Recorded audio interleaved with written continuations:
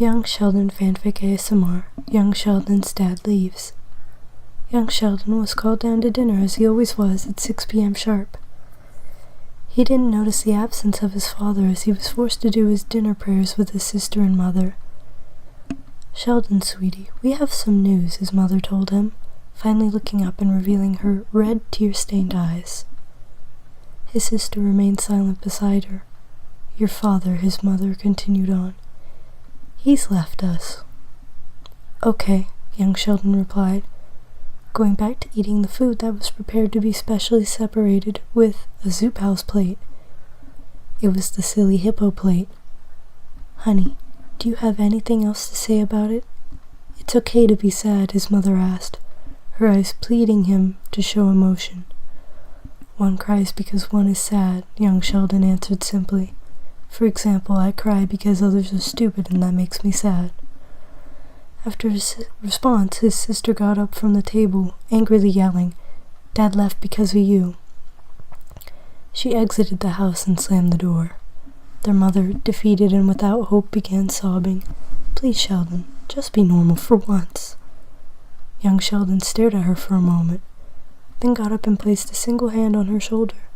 Startled at the physical contact Sheldon had never shown her before, his mother looked up. Young Sheldon gave a soft smile, leaning in towards his dear mother, and whispered, "Bazinga." A few years passed, and Sheldon remained the strange, emotionless gremlin he always was. His mother had become despondent, barely leaving her room and constantly mumbling archaic religious chants under her breath. The family was completely and utterly torn apart. Missy, his sister, was always out of town, sleeping with a new guy on the weekly.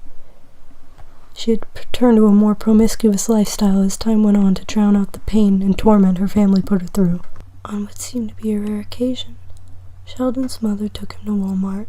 She said she had some grocery deliveries to make, but Sheldon didn't really care. Since he never left his room, he thought nothing of her doing the same, and was quite annoyed to leave the house, if anything. Sheldon's mother took him to the store and led him to the large employee door in the back. "Wait here, sweetie.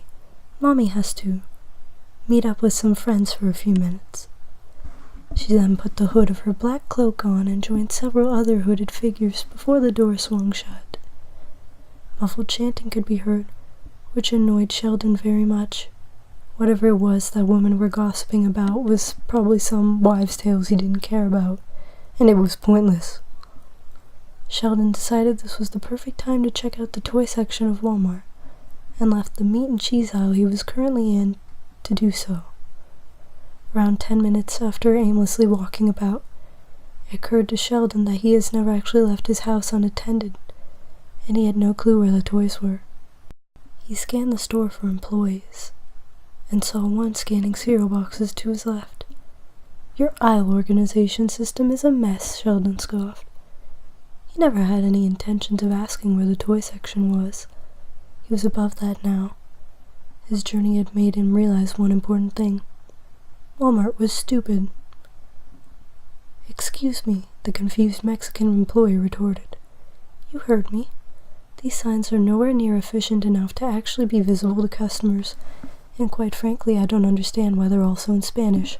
They should just learn English if they're gonna jump over." Sheldon walked away after he finished speaking, but left a man cursing him in Spanish as he went. Not soon after did Sheldon start an hour argument with two lanky nerds over who shot first in Star Wars, which in turn held up the cash register since this argument took place in the middle of a pay line even though none of the three were paying for anything. Several customers were angry, and the little boy ignorantly moved along to his next adventure in the store. Finally, he made it to the toy aisle. He searched through Hot Wheels first, but not because he was interested in cars. He was hoping the company had finally received one of his hundreds of letters suggesting they had trains to their models. The only explanation for them not having yet done so had to be that the letters kept getting lost in the mail, and that they weren't smart enough to figure out such an idea on their own. After that, he stumbled upon that weird ball thingy tower that every Walmart has for some reason. Usually he paid no mind to these stands, as they always led him to being injured on the playground with such balls, and the stands gave him PTSD. but one ball had a Mario emblem on it. Sheldon needed it. So the boy tried to grab one, but he failed as he was too short. He decided he could slip through the flexible strings at the bottom, and if he got back out in 0.2 seconds, he should be fine. He forgot that he sucked at everything physical and did not make it out in time.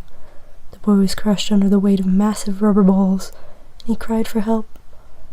The Mexican worker from before was nearby, scanning Barbies. He pretended to be too busy to notice. Several customers he'd held up earlier also went about their business, and the sadistic ones even watched. This was it. Sheldon was fated to die here.